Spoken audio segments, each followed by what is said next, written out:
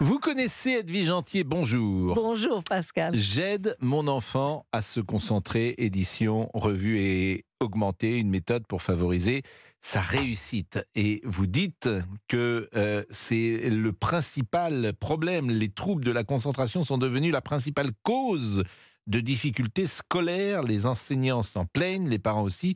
Nos enfants ne se concentrent plus et leur répéter concentre-toi ne sert à rien. C'est-à-dire que vous observez une différence entre un enfant de 6 ans en 1990 et aujourd'hui ? Oui, parce que je suis à ma 2e génération de bébés.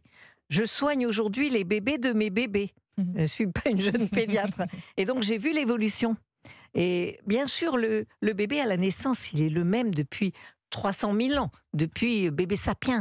Il est le même, il est équipé de la même façon. Sauf que notre mode de vie a tellement changé qu'on l'a influencé vers une angoisse existentielle beaucoup plus précoce. À 6 ans. À 6 ans, oui, même un peu avant pour certains. Et très très tôt, parce que les parents, vous voyez, ont un mode de vie très compressé. Et puis, il y a des écrans partout. Et figurez-vous que à 2 ans, quand ils viennent en consultation, déjà, ils tapotent le sac de maman parce qu'ils voudraient bien son portable. Parce que, déjà, tout le temps. Donc c'est les parents qui sont responsables, c'est pas le mode de vie. C'est Ce que vous me dites là, c'est le mode de vie, c'est les parents qui doivent éduquer leurs enfants ou qui doivent faire attention. Quand on va dans un restaurant et qu'on voit, ça nous arrive tous, qu'on voit déjà des enfants au restaurant de 2 ans, t'as envie de dire, il n'est pas là pour ça. C'est ça. Bon. Qu'est-ce qu'il fait dans ce restaurant ? Qu'est-ce qu'il fait dans ce restaurant ? Et effectivement, ils sont sur un iPad. C'est ça. Alors les parents, il faut dire qu'ils ont un mode de vie très compressé avec à la fois le travail, le temps personnel, on leur dit toujours voilà, le bien-être personnel et les écrans. Les parents sont beaucoup sur les écrans. Donc c'est toujours la première question quand le bébé vient naître, on me dit docteur, quand est-ce qu'il va faire ses nuits ? Et puis après, quand est-ce qu'il va jouer tout seul ? Mais je dis, mais son cerveau, il n'est pas fait pour jouer tout seul. Il faut des interactions. Mais on lui colle un écran parce qu'on fait autre chose, parce que la mère, elle rentre tard, parce que le couple s'est séparé, parce qu'on est chez papa, chez maman, valise à roulettes. Mais vous n'imaginez pas ce que vivent les enfants. Et ils sont en collectivité. Mais faites une journée de collectivité d'enfants. À la fin, vous allez me dire, je n'y retourne pas. Ils viennent à 8h30, ils enchaînent la classe, des récréations très peu surveillées. Donc on fait des cours sur le harcèlement, mais on n'est pas en récréation, alors que c'est là que ça se passe. Donc moi, je veux bien, mais vous savez, je suis fille d'instit à l'époque. Tout le monde il y avait au moins 4 profs dans la cour de récréation, aux 4 coins, et on savait ce que faisaient les enfants. Donc maintenant, il y en a un pour 50, donc voilà, parce qu'on est surmené, parce qu'après, il y a la cantine, mais la cantine, il y avait un journaliste qui avait fait un reportage sur le goût, mais en fait, il avait dit à l'assistante qui servait, vous avez des boules caisses ? Elle me dit, ben oui, vous voyez pas le bruit. Donc les enfants, ils vivent là-dedans. J'entends bien, Edwige Gentil, mais en même temps que vous parlez, je pense à ce qu'a été, et les auditeurs doivent se dire la même chose, nos vies. Moi, j'arrivais en CP à 9h, et puis je déjeunais à la cantine de la même manière. Et vous partiez à quelle heure le soir ? 17h, je pense. Et ben là, c'est 19h maintenant. Voilà. C'est 19h. Ah oui, et mercredi, on recommence l'après-midi, centre... On était le samedi matin, nous, à l'époque, oui, moi aussi, on samedi le matin. Mmh. Donc, qu'est-ce qui a quand même changé ? Parce que les heures d'école, les heures de cantine, le bruit, j'imagine qu'il y avait sûrement beaucoup de bruit au réfectoire quand j'étais enfant, j'imagine. Certainement, mais... Qu'est-ce qui change fondamentalement ? C'est pour ça que...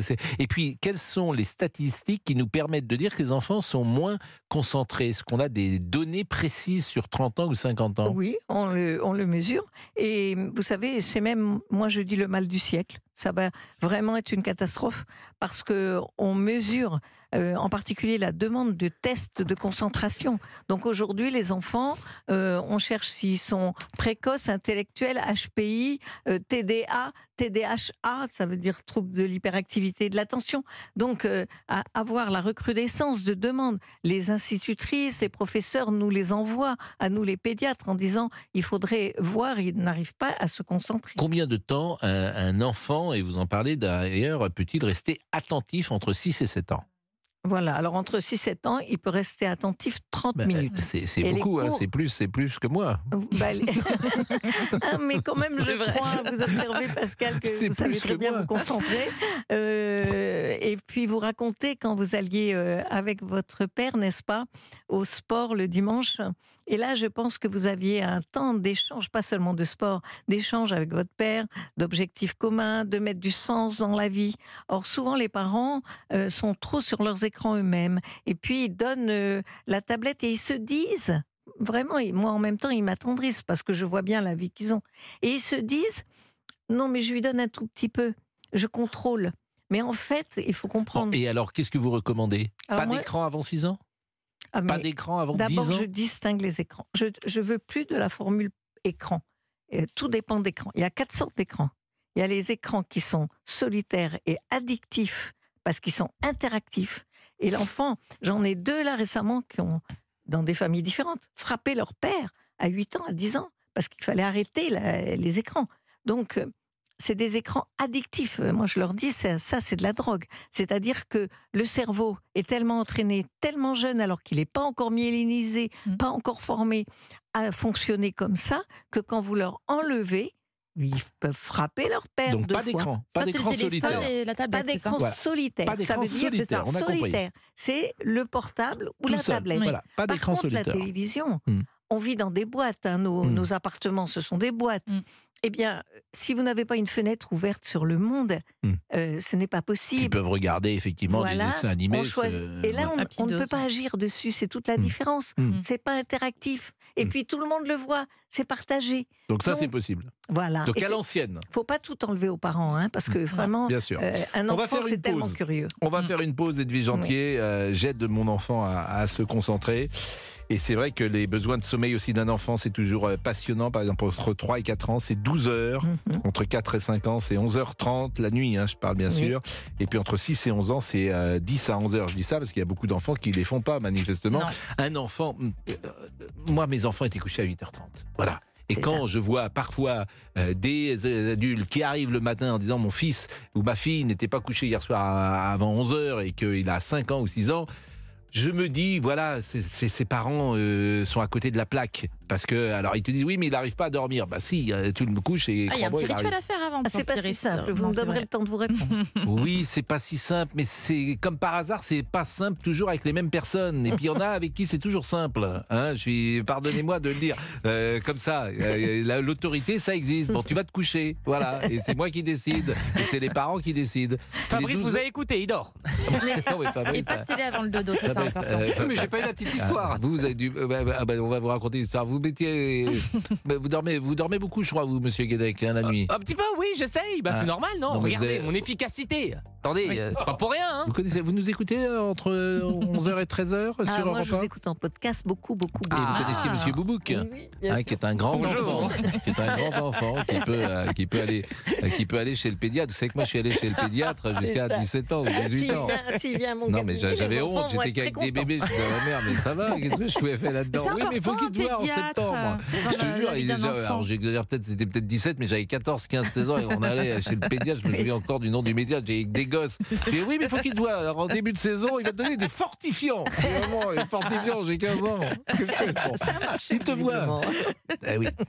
À tout de suite. Vous écoutez Pascal Prost sur Europe 1. Appelez Pascal Pro au 01 80 20 39 21. Vrai. Europe 1. Pascal Pro et vous. Sur Europe 1. Allez, Jérémy va peut-être interroger Edwige Jantier. Bonjour Jérémy, peut-être vous êtes un jeune père de famille, je ne sais pas. Vous avez 2 filles, je crois, de 4 et 7 ans. Exactement, Pascal. Bonjour à tous. Bonjour, est-ce que tout se passe bien? Tout se passe bien, tout va bien. Pour ma fille de 7 ans qui est au CP et qui va avoir 7 ans, elle a effectivement des écrans, elle a une tablette. Ma petite qui a 4 ans aussi a une tablette. Mais par contre, on essaye de faire au maximum pour limiter le temps sur cette tablette pour qu'on puisse effectivement ensuite passer du temps en famille. Mais on ne peut pas y couper, malheureusement, aux Ah écrans. si, vous pouvez y couper. Par exemple, est-ce qu'il y a le temps solitaire pour le jeune enfant de 4 ans? Oui. Elle est... Alors, solitaire, non, parce qu'elle est tout le temps avec sa sœur. Elles sont à 2. Et donc, en fait, elles vont partager ce qu'elles vont regarder comme dessin animé, elles vont en parler.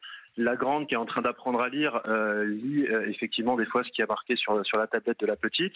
Donc, il y a une interaction. Et après, la Et tablette... dis gentil, est-ce que c'est bien ou pas? Alors, C'est un piège. Je sens que vous êtes un très bon papa, que vous êtes très présent, que vous aimez vos petites filles. Heureusement, ça va beaucoup équilibrer parce que vous leur donnez du temps, vous sacrifiez de votre temps pour elles. Donc vous êtes là, mais n'empêche quand même que je vous mets en garde. La tablette, c'est très mignon et on a l'impression de contrôler. Et on a même l'impression qu'ils apprennent plein de trucs à cet âge-là. Mais en fait, leurs neurones ne vont pas fonctionner de la même façon. Vous voyez, notre cerveau, il va mûrir jusqu'à 20 ans. On étudie la myélinisation du cerveau qui n'est terminée qu'à 20 ans. Là, vos petites filles, elles vont ensuite être dépendantes. Alors maintenant, c'est très mignon, mais vous ne gérerez plus. Elles vont devenir violentes, surtout si à un moment, vous n'avez plus... vous avez bien fait d'appeler, Jérémy. Ouais. Oui. Non, parce qu'il n'a pas de sentiment, Jérémy, évidemment, Non, et je le comprends, parce c'est qu'il ça. a le sentiment qu'il contrôle. Mais- Et même après que vous avez parlé, il va se dire non, parce qu'elle exagère, parce que je Oui, contrôle quand c'est même. ça, c'est Jérémy. ce que disent tous les parents. Je trouve Et c'est pas comme que ça vous qu'ils tombent dans le exagériez. piège. Mais je vous explique, après vous allez avoir le téléphone, après vous allez avoir WhatsApp, après et elle ne pourra pas faire ses devoirs sans avoir le téléphone à côté et recevoir les notifications. Moi, je peux vous dire, il y a des directeurs de collège qui disent aux parents, ne cherchez pas, quand les résultats baissent, c'est le téléphone. Donc, Bon, Jérémy, défendez-vous, Oui. Jérémy, si j'ose dire. Non, mais après, là où vous avez raison, c'est qu'en fait, on a l'impression de contrôler, mais on ne contrôle pas. Mais ça, je le sais. Parce que vous avez dit on n'y coupe pas. Moi, ça m'a surpris. Un enfant de 4 ans, vous dites on n'y En fait, coupe pas. Si à on 4 n'y ans coupe déjà, pas. on peut y On n'y couper. coupe pas non, on n'y Avec coupe un pas livre. dans le sens où effectivement, il y a aussi, il faut être réaliste, une part d'égoïsme de la part des parents qui parfois peuvent être fatigués et entre guillemets, C'est c'est la ça. solution de facilité. Et ça, c'est une C'est réalité. Malheureusement, voilà, ma oui. femme est Votre femme infirmière travaille libérale. Ah oui, elle est infirmière libérale. Et donc, vous en ce moment, ah oui, moi aussi, je travaille aussi. Je suis responsable commercial, on travaille beaucoup, mais c'est pas une excuse. En fait, c'est une fausse excuse qu'on se cherche. Parfois, on est fatigué, et effectivement, l'écran est la solution de facilité. C'est une bonne babysitter, quoi. Et vous voyez, moi je vous donne un calendrier de l'usage des écrans pour que vous puissiez mettre un agenda au mur. Et il y a les plages où on a le droit, les plages où on n'a pas le droit, et vous devez être initié à bloquer, ça s'arrête, c'est pas papa qui dit on arrête, et là vous allez bientôt vous faire frapper, rouler par terre, etc. Non, il faut que ça s'arrête tout seul quand vous l'avez programmé, mais je vous conseille plutôt la télévision que vous voyez, que vous déclinez, on regarde un dessin animé, mais après on prend le livre, après on prend les figurines, après on joue avec. Donc il faut Jérémy, merci. communiquer. Jérémy, merci. On continue avec J'aide mon enfant à se concentrer. C'est aux éditions Robert Laffont. Vous écrivez, s'il est une formule à bannir, c'est concentre-toi. Oui. L'enfant voudrait bien, mais il ne sait pas comment s'y prendre. Il faut plutôt lui dire, organisons-nous ensemble pour que tu puisses mieux te concentrer. Absolument. Ah ouais, c'est malin Ouais, ça. c'est bien ça. Non, mais on le dit gentiment, on dit Ouais. je vais t'aider et je Ouais. suis là. Mais vous voyez, on a regardé quelque chose, Pascal. On n'a plus de donneur de temps. Autrefois, dans nos maisons, il y avait des pendules qui sonnaient l'heure. Il y avait une cloche qui disait l'heure. Il y avait le coq qui vous réveillait. Aujourd'hui, il n'y a plus d'heure. Elle est électronique. Il n'y a que papa et maman qui disent l'heure. Dolto, déjà, elle disait les mamans, ça tourne comme des toupies. Va au bain. Donc moi, je dis, mettez une horloge. Mettez un agenda au mur, mais une vraie horloge avec des aiguilles qui tournent. Et je dis, même si c'est pas encore lire l'heure, quand la grande aiguille est au 6, on a fini les mots Bon. à apprendre. Et l'enfant, il se structure et je reste avec lui. Donc je lui dis pas concentre-toi. Il faut donner du temps aux enfants. Oui. Alors c'est vrai que Vous c'est très parlez pas trop du difficile. sport. Et il se trouve que moi, souvent, je mets en avant le sport pour les enfants. Et dans la concentration, justement, quand vous êtes au tennis, quand vous êtes joueur de football, vous vous concentrez sur le terrain, vous apprenez à vous concentrer. Ça peut être parfois des très bonnes écoles. C'est très intéressant ce que vous dites. Et nous avons beaucoup de moniteurs qui, justement, nous envoient des enfants qui ne se concentrent pas, même dans le sport, qui jettent la balle n'importe où, qui ne jettent pas la balle à l'autre, qui ont un trouble de communication. Et là, si vous leur mettez en plus des écrans, mais ça les ferme à l'échange avec l'autre. Donc, justement, les professeurs de sport sont des personnes qui nous en envoient. Edwige Gentil, merci. J'aide mon enfant à se concentrer. C'est toujours trop court. Et voyez-vous, aujourd'hui, c'est un grand jour, Edwige Gentil. Oui, très grand jour. C'est un très grand jour. Vous savez pourquoi c'est un grand jour?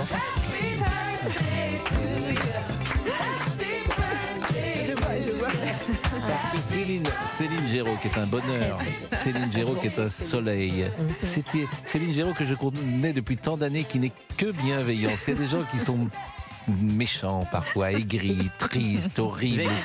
Et elle, justement, elle a fait du sport. Oui, Elle a de haut fait du niveau, sport un de peu. haut niveau. Et ça, c'est Oui. merveilleux. Ça Et structure. vraiment, ça me fait plaisir d'abord de Mais vous merci. connaître. Ensuite, de vous souhaiter un bon Eh ben, anniversaire. c'est très gentil. Qu'est-ce qu'on peut vous souhaiter? Vous avez tout. Écoutez, Vous avez je la ne sais pas. beauté, le charme, l'intelligence, une fille merveilleuse, un petit chien. C'est un petit King Charles que vous avez, je Oui, crois. c'est ça. Que Pas je depuis vois très de temps longtemps. en temps se balader. Non, mais Un mari attentif. Depuis que j'ai rejoint Europe 1 à peu près, il y a un peu plus de 2 ans, j'ai pris un sérum d'immortalité.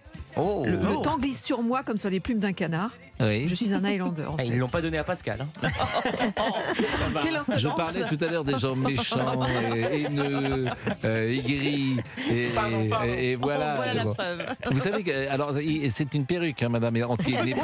Il n'est pas habillé tous les jours comme ça. C'est parce que c'est Mardi Ce n'est pas Gras. un vrai brochet. Oh, le brochet. Bon, vous avez 20 Ça vous va secondes. bien. Vous Merci. pouvez la garder tous les jours. Vous avez 20 secondes pour nous donner le programme. Demandez Alors, le programme. on a, sa parole est rare. Nous aurons Marion Bouchu, directrice de la communication de Chine France. Vous savez qu'il y a un projet de loi qui va être déposé pour faire un bonus-malus pour les produits éphémères de mode. Elle sera avec nous pour réagir. On parlera des vols de voitures en hausse et de la lutte contre les dérives sectaires, puisqu'un projet de loi, là aussi, veut créer de nouveaux délits face aux gourous. Tout ça et bien sûr, plus d'actualité qui est brûlante une fois encore. Bon anniversaire Merci une nouvelle beaucoup, fois. Pascal. Merci à Rendez-vous tous. demain. Merci à Fabrice Lafitte, merci à Florian Carassou-Maillan, merci à Élise également. Et Quentin, oui. Et Quentin, et merci bien sûr à Edwige Gentil, dont je rappelle l'ouvrage J'aide mon enfant à se concentrer, édition revue et corrigée. Une méthode pour favoriser sa réussite, c'est aux éditions Robert Laffont. À demain. C'était Pascal Pro, de retour demain de 11h à 13h sur Europe 1.